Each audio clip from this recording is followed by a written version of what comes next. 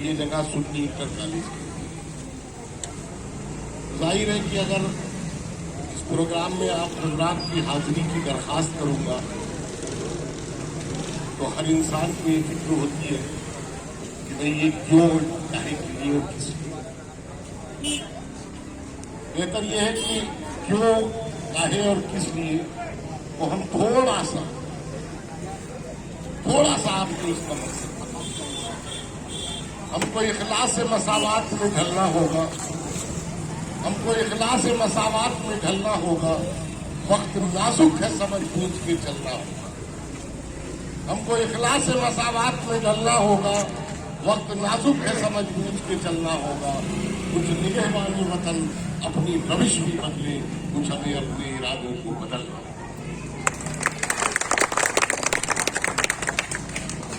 मौजूद हजरात,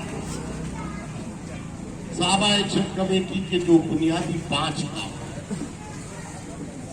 ये कमेटी 5 कामों पर इनका 5 काम करने का अज़्म किया गया और इस काम के लिए करने की कोशिश की। अब बीच को जैसे किसी को नहीं मालूम था कि कोरोना भी आ जाएगा या CNRC जैसा हादसा भी हो जाएगा या आगे कोई खुदा न करे, अल्लाह न करे, कोई इस तरह की बात। लेकिन पहला काम उसमें ये था कि हम अपने पुराने लखनऊ, खासकर लखनऊ में किस तरह अमन व अमान को कायम रखें और किसी बात को करना। इंसान को, बड़े बुजुर्गों की एक बात है कि सोना पर के बार बार आदमी पर के एक। मैं आप हजरात के पास आया, देर से ही सही आया, लेकिन अपना 9 साल का रिपोर्ट कार्ड आपके सामने रखा। अमन व अमान के सिलसिले में शांति कायम रखने के लिए इस 9 साल में 2013 में एक कमेटी बनी थी और 13 से आज तक अल्हम्दुलिल्लाह अमन व अमान बना हुआ है। किसी तरह का भी दंगा फसाद नहीं। ये रिपोर्ट कार्ड है। दूसरी बात ये रही, और जो बातें आप हजरात के सामने कहूंगा दलील के साथ कहूंगा और आपको जिम्मेदारियां दे के जाऊंगा कि बहुत सी बातें ऐसी होती हैं कि लोगों को नहीं मालूम। ये शरई बात भी है, हमारे उलमाए कराम सब बैठे हुए हैं, बता देंगे कि अगर आपको किसी चीज के बारे में मालूमात नहीं है और आपसे गलती हो जाए तो अल्लाह क्या माफी है ना। ऐसा है, नई जानकारी है तो इसलिए माफी। लेकिन जिस वक्त से जानकारी हो जाए तो फिर आप कसदन वो काम करें, यानी कि आप बगावत का काम अल्लाह से करें। कहना आपसे ये है कि साहबा एक्शन कमेटी का दूसरा काम ये है कि आपके इस तैयार में, आपके इस इलाके में अगर कोई ऐसा घर है जहां पर 2 वक्त चूल्हा नहीं जल पाता, बहुत कमजोर इलाका है, मेरा बड़ा ताल्लुक यहां से रहा है, ढंग से लोग बता नहीं पाए वरना शायद जगह भी न रहती, और इस इलाके में काम भी किया है। जो पुराने लोग हैं सब जानते हैं। तो आपके इस इलाके में कोई ऐसा अगर घर है जहां पर 2 वक्त चूल्हा नहीं जल पाता, उस घर को, उस घराने को, उस परिवार को साहबा एक्शन कमेटी हर महीने राशन देने का भी काम है। और ये लगभग मैं आपको एग्जैक्ट नहीं बता सकता बिल्कुल, क्योंकि बात पकड़ ली जाती है, 100 के आसपास घर ऐसे होंगे जिनको पिछले 2.5 साल से साहबा एक्शन कमेटी हर महीने राशन पहुंचा। दूसरा काम, तीसरा काम ये है कि आपके इस इलाके में अगर कोई बच्ची की मुनासिब उम्र में मुनासिब रिश्ता आता है और उसके वालिदैन के पास वसाइल की कमी है और उस बच्ची का रिश्ता रुकने लग जाता है, नहीं हो पाता, तो ऐसे घरों को अब तक इस साल 35 से शायद ऐसे परिवार होंगे, ऐसी बच्चियां होंगी जिनकी शादियां साहबा एक्शन कमेटी करा चुकी है। चौथा काम, ये सब आपके ऊपर जिम्मेदारी दे के जा रहा हूं यहां से, फिर अगर आपकी पकड़ होगी। चौथा काम ये है कि आपके इस इलाके में कोई ऐसा बीमार जिसका इलाज हो सकता है और वहां भी मसाइल की कमी की वजह से उसका इलाज नहीं हो पाता, तो ऐसे शख्स को भी साहबा एक्शन कमेटी के ऑफिस भेजने का काम आप लोग करें, ये जिम्मेदारी आप लोगों पर। पांचवा और सबसे अहम काम जो है, हर काम अपने आप में एक अहम है और अपने आप में एक मकसद भी है। आपके इस इलाके में कोई बच्चा इंटरमीडिएट बहुत अच्छे नंबर से पास कर ले और उसके बाद उसने IIT CPMT कंपटीशन में बैठा हो बच्चा, उसने उस कंपटीशन को भी बीट कर लिया। अब उसके वालिदैन के पास साल के लाख, सवा लाख, 1.5 लाख रुपए फीस देने के लिए नहीं। अगर PMT उसने पास किया तो 5 साल, IIT पास किया तो 4 साल, 4 साल की फीस देने के लिए नहीं है। हर साल लाख, सवा लाख जो भी पढ़ता हो, इस तरह की फीस देने के लिए नहीं। हमारे आपके सामने इस तरह के मसाइल आते हैं, हमने बहुत सीरियस नहीं लिया और उस बात को जैसे सुनी अनसुनी कर दिया। उसकी 2 वजह हो सकती। एक वजह तो ये है कि हमने तवज्जो नहीं दी, एक वजह ये कि हम ये सोचते कि हम लाएंगे, ये तो चाहता है लेकिन कैसे करें। ये 2 बातों की वजह से आप गौर कीजिएगा, जिस बच्चे को हमारे महल्ले का, हमारे शहर का, हमारे प्रदेश का, हमारे देश का नाम आगे चल के रोशन करना था, जिसको डॉक्टर, इंजीनियर, IAS IPS बनना था, वो बच्चे का करियर वहीं पे खत्म। हमने एक बच्चे को नहीं जाया किया, एक बच्चे की एजुकेशन नहीं जाया की, हमने अपने मुल्क की तरक्की को रोक लिया।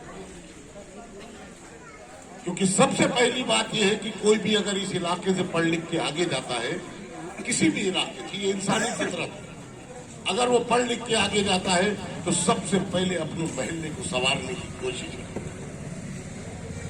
ये आप सब जानते। तो हमने जिस बच्चे को आगे बढ़कर डॉक्टर, इंजीनियर, IAS IPS बनना था, उसका करियर वहीं पर खत्म है। ऐसे किसी भी बच्चे को, कोई भी बच्चा आपके सामने आ जाए तो उस बच्चे को बेझिझक हमारे पास भेजने का काम कीजिएगा। उसकी फीस जमा करने का काम साहबा एक्शन कमेटी। और अल्हम्दुलिल्लाह उस रब्बुल आलमीन का बहुत बड़ा करम है इस कमेटी के साथ में, ऐसे 10-12 बच्चे की फीस जमा हो गई। ये साहबा एक्शन कमेटी की हैसियत नहीं है, वहीद फारूकी की हैसियत नहीं है, ये आप सबकी हिम्मत है। एक डॉक्टरों की कॉन्फ्रेंस हो रही थी, एक मीटिंग थी, शहर के बहुत अच्छे अच्छे डॉक्टर उसमें थे। उसमें मुझे बुला लिया गया और मुझसे मशवरे के लिए बुलाया गया था। ये बताइए कि आप कुछ काम कर रहे हैं, ये बताइए हम लोग किस तरह इस काम को, तो इंसान के अल्फाज देने वाला भी वो रब्बुल आलमीन है, वही दिल में डालता भी है। हम उन्ना इकराम के बीच में बात कर रहे हैं, अगर मेरी बात गलत हो तो जरूर इसको रोकिए। ये आपकी भी जिम्मेदारी है, अगर मेरे मुंह से कोई गलत बात निकले या मेरी बात गलत हो तो आप जरूर टोकिए, मेरी इस्लाह जरूर करिए। बात चली वहां पर कि भाई आप बताइए कि आप किस तरह कर रहे हैं, कैसे कर रहे हैं, क्या हो रहा है। तो उनके पास कुछ रिकॉर्ड था मेरा, उसके बाद उन्होंने मुझसे मशवरा मांगा। बहुत से डॉक्टर और इंजीनियर वहां बैठे हुए, तो अल्लाह ने मेरे दिल में एक बात डाली, वो आपसे बताना, आपसे शेयर कर रहा हूं, क्योंकि यहाँ बैठे हुए 10-5 लोग तो उससे जरूर उससे मुतासिर होंगे और उस लेवल के होंगे। तो मेरे मुंह से एक बात निकली कि हमने कहा डॉक्टर साहब और तमाम हजरात जो यहाँ बैठे हैं, ये लोग ऐसे हैं कि कि जो साहिब हैसियत है, इन सब के पास, किसी के पास 2 लाख बैंक में पड़े होंगे, किसी का 5 लाख पड़े होंगे, किसी के पास 8 लाख पड़े होंगे, ये इनके पास पड़े होंगे बस, बैंक में साल भर पड़े रहते हैं। तो उसमें बहुत से लोगों ने कहा बिल्कुल सही है। मैंने कहा हम अपने बच्चों को कैसे पढ़ा सकते हैं, फीस को कैसे जमा कर सकते हैं, ये मैं आपको मशवरा दे रहा हूं। अगर मेरी बात अच्छी लगे तो इसको जरूर नोट करें। वो अल्लाह ने दिल में डाली, अल्लाह ने मेरे मुंह से कहलवाई। तो मैंने कहा देखिए आप लोग जो बेस्ट पैसा है, इसका कोई इस्तेमाल नहीं, जो हमारे लिए आराम है, वो है इंटरेस्ट, वो है ब्याज। और अब बैंकिंग सिस्टम ये है कि शायद पर डे का ब्याज दिया बैंक इस तरह। तो मैंने कहा आप लोग अगर इसको ही इकट्ठा करें, किसी के पास महीने में 300 निकलेंगे, किसी के पास 200 निकलेंगे, किसी के 500 निकलेंगे, किसी के 2000 निकलेंगे। इस पैसे को अगर आप इकट्ठा कर लेंगे तो 2-4 बच्चों को आप लोग क्यों नहीं पढ़ा, इस पैसे से पढ़ा। तो उस बात को उन लोगों ने पसंद किया और उनकी समझ में बात आई। मैंने कहा देखिए अभी कोरोना से गुजरे, अगर बात रखेंगे तो हर आदमी कहेगा मैं परेशान हूं, कहां से हूं। तो जो आप कर सकते हैं वो करिए, लेकिन अगर आप इस फंड का भी इस्तेमाल इसमें कर ले तो मेरे ख्याल से ये बेजा नहीं, इसका इस्तेमाल इसमें हो सके। और अल्हम्दुलिल्लाह 4 बच्चों की फीस उन लोगों ने जमा की। फिर उन्होंने मुझसे ये वादा लिया कि आपके पास कोई बच्चा आ जाए, बल्कि उन्होंने मुझे बहुत बड़ा काम दिया कि आप इसको जामा मस्जिद से जोड़िए, आप इसको जामा मस्जिद से जोड़िए। हर शहर में एक जामा मस्जिद होती है। कहा कि आप जाइए और जामा मस्जिद के इमाम से बात कीजिए, उनको जोड़ दीजिए कि आप ऐलान करिए कोई बच्चा इस तरह का निकल आए तो उसकी फीस जमा करने का काम हम लोग करेंगे। और 4 बच्चों की फीस, ये अभी की बात है, कोरोना काल के बाद की बात है। 4 बच्चे मैंने उनके पास भेजे अपने लेटर पैड से, उन्होंने फौरन उनकी जो वहां की फीस थी मंगा ली कि कितनी फीस है उसकी चेक कर ली। काम कोई मुश्किल नहीं है, सब काम आसान है, बशर्ते कि उसमें सच्ची लगन। आप क्या समझते हैं, ये जो अरबी मदारिस चलते हैं, हमारे आपके लिए कह लेना बहुत आसान है कि अरबी मदारिस है, इसकी तरफ हम लोग तवज्जो भी नहीं देते। लेकिन ये अरबी मदारिस कैसे चलते हैं, अल्लाह रब्बुल आलमीन दिल में डालता है और ये बेचारे दर भीख मांग करके अरबी मदारिस को चलाने का काम करते हैं।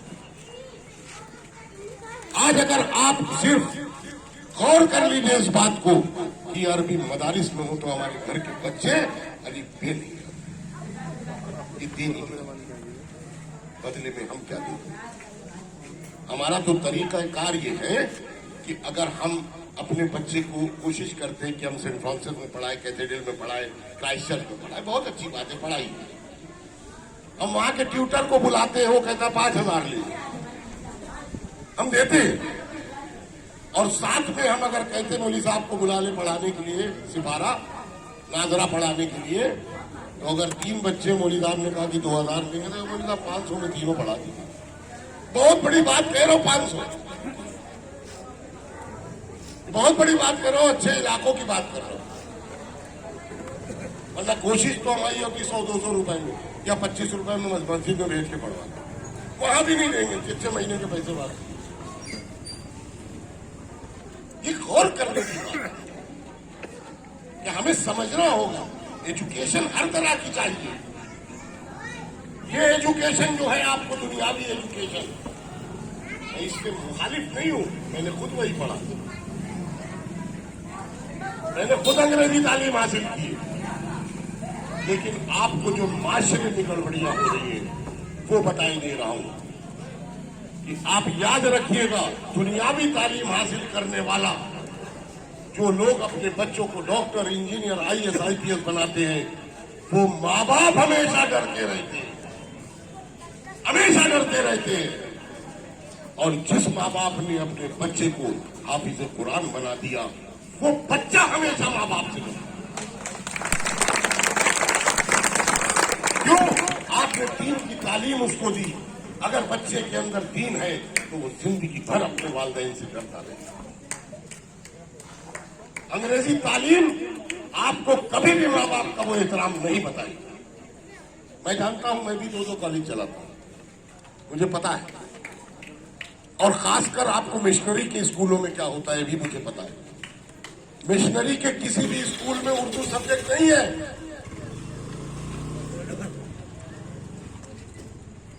ये आप समझ लीजिए।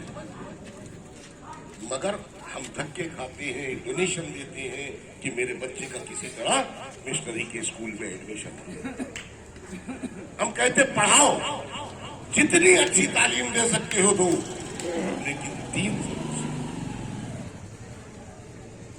दीन के बगैर बेकार है। चाहे जितनी अच्छी तालीम दे दो, वही बच्चे आजकल माँ बाप को बाहर निकाल के करते करेंगे, जिनको दीन नहीं सिखाया। तो ये साहबा एक्शन कमेटी का मिशन है। और अल्हम्दुलिल्लाह जिस तरह आप देखते हैं कि मिशनरी के स्कूल मिशन के तहत, ये हमारी कमेटी की मिशन के तहत काम कर रही है। और जिसमें हमने आपको बताया कि हमारा प्रायोरिटी पे जो काम है वो पहला काम है कि अमन अमान का है। ये क्यों जरूरी है ये भी मैं आपको बताएंगे।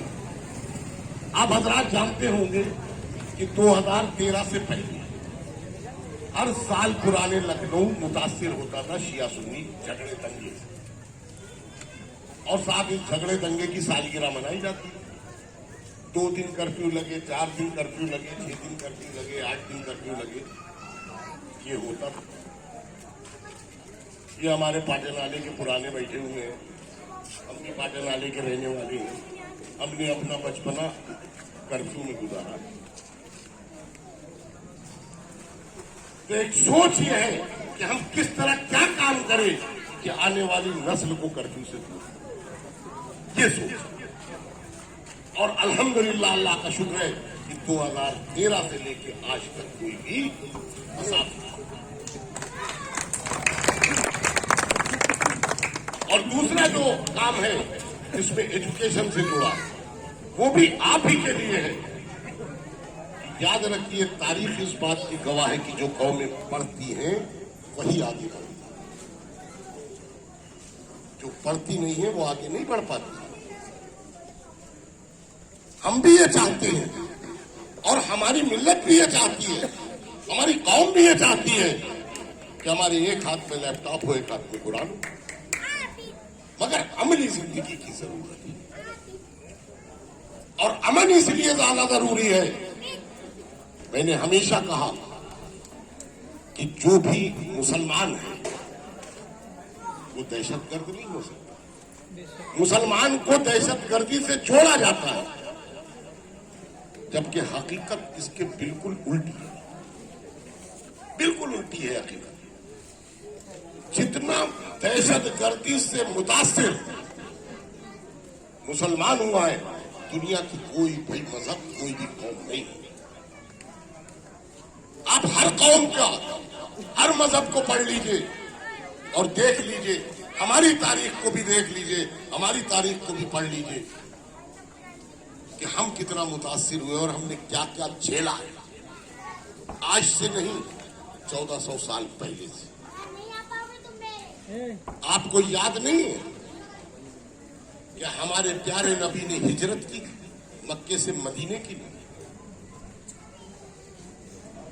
क्यों हिजरत की थी? आपको अपना आबाई वतन जहां पैदा हुए, जहां परवरिश हुई, वो जगह आपको छोड़ के जाना पड़ रही थी। कितनी तकलीफ की बात थी। और जब आपको छोड़ना पड़ा तो आपके ऊपर ईंटे पत्थर चलाए गए, जिससे आपके जूते मुबारक खून से तर। क्यों? इसको क्या कहेंगे? आपके इस इलाके में कोई आ जाए, गोली चला दे, ईंटे पत्थर चलाने लगे, तो आप उसको क्या कहेंगे? आप उसको क्या कहेंगे? ये दहशतगर्द है, दहशत फैला रहा है। दहशतगर्दी का मतलब ये है कि दहशत फैलाना। और उसके बाद आप देखिए, हमारे खलीफा-ए-दो हजरत उमर फारूक रज़ी अल्लाह ताला अन्हु के साथ क्या हुआ। आपको भी नमाज की हालत में शहीद किया गया, इसको आप किस उसमें रखेंगे? दहशतगर्दी नहीं। और आगे बढ़िए, हमारे खलीफा सोम हजरत उस्मान गनी रज़ी अल्लाह ताला अन्हु के साथ क्या हुआ। 40 दिन तक के आपको पानी नहीं दिया गया, इतना जबरदस्त तरीके से मुहासरा किया और उसके बाद आपको शहीद कर दिया। ये कौन उस्मान गनी थे? आप रसूलुल्लाह सल्लल्लाहु अलैहि वसल्लम की 2 बेटियां आपको मंसूर, जिनको सुन्नत, ये उनके साथ हो रहा है। उसके बाद आगे बढ़िए, हमारे खलीफा 4 हजरत अली मुर्तजा रज़ी अल्लाह ताला अन्हु के साथ क्या हुआ। आपको भी खंजर मारा गया, नमाज की। उसके बाद और आगे जाइए, नवासे रसूल हजरत हुसैन रज़ी अल्लाह ताला अन्हु के साथ क्या हुआ। उसके बाद भी हम पर इल्जाम। उम्मत मुसलमा के शहजादे नवासे रसूल हजरत हुसैन रज़ी अल्लाह ताला अन्हु, उनको भी किस तरह धोखे से बुलाकर शहीद किया। और उसके बाद क्या है कि मुसलमान दहशतगर्द, जिसने दहशतगर्दी झेली वो दहशतगर्द। तो मैं कहता हूं कि हम पे इल्जाम लगाते हो तो हैरत कैसी, हम पे इल्जाम लगाते हो तो हैरत कैसी। इन कमीनों ने रसूलों को नहीं छोड़ा। दहशतगर्दी जितनी इस्लाम ने झेली और बर्दाश्त की है, उसके बाद भी हर जगह अमन का पैगाम। अमन का पैगाम कैसे दिया कि जब आप फतेह मक्का के मौके पर मक्के को फतह करके हुजूर अकरम सल्लल्लाहु अलैहि वसल्लम आए, तो आपने अपने बदतरीन दुश्मन को माफ किया। यह है अमन का पैगाम। नबी का मानने वाला, मोहम्मद रसूलुल्लाह सल्लल्लाहु अलैहि वसल्लम का मानने वाला दहशतगर्द नहीं हो सकता। जिस तरह उदयपुर पे जो हादसा हुआ है, हम उसकी मजम्मत करते हैं, साहबा एक्शन कमेटी एलानिया उसकी मजम्मत करती है, क्योंकि झगड़े से झगड़े का हल नहीं है, कांटे से कांटा नहीं निकाला जा सकता। हमारे नबी ने हमें अमन का पैगाम दिया, इसलिए तो आप जानते हैं नबी हुजूर अकरम सल्लल्लाहु अलैहि वसल्लम को उम्मत मुसलमा का नहीं, पूरी दुनिया का नबी बनाया गया। क्यों? इसलिए कि आपने कहीं पर भी इस तरह की बात नहीं, बल्कि अमन का पैगाम दिया। और अमन के पैगाम में भी एक चीज आपको बता के अपनी बात को खत्म करता हूं कि कुरान में हमारे उलमा इकराम भी बैठे हैं, कुरान में कहीं पर भी मुसलमान लफ्ज नहीं। नबी का इरशाद है कि अगर तुम्हारे पड़ोसी भूखे हैं तो कुरान वालों तुम पे निवाला हराम। ये नहीं कहा कि पड़ोसी मुसलमान हो, पड़ोसी कोई भी हो सकता। फर्क सिर्फ इतना हो गया है कि हम अल्लाह और नबी के मानने वाले हैं और अल्लाह और नबी की नहीं मान रहे हैं, इसलिए हमारे मामला। मेरे भाइयों, मेरे बुजुर्गों, मेरे दोस्तों, साहबा एक्शन कमेटी जो पैगाम आपके सामने लेके आई है, वो पैगामात अमली से। मैं ये नहीं कहूंगा कि मैंने बहुत कुछ किया है, साहबा एक्शन कमेटी ने बहुत कुछ किया, लेकिन जितना भी किया है आप अपने चारों तरफ अगर आप उठा के देखेंगे कि इसका एक पैसे भी करने वाला आपके सामने नहीं। ये आप सब जानते हैं। बस जहां जिस तरीके की, जिस लेवल की लड़ाई चाहिए उस लेवल की लड़ाई लड़िए। बेजरूरत आपके बीच में अगर कोई आता है और आपको वरगलाने की कोशिश करता है, आपको सड़क पे लाने की कोशिश करता है, तो ऐसा कोई काम नहीं। यही हमारे बड़े और बुजुर्ग कि सड़कों पे उतरने की जरूरत नहीं है, तरीके से काम किया।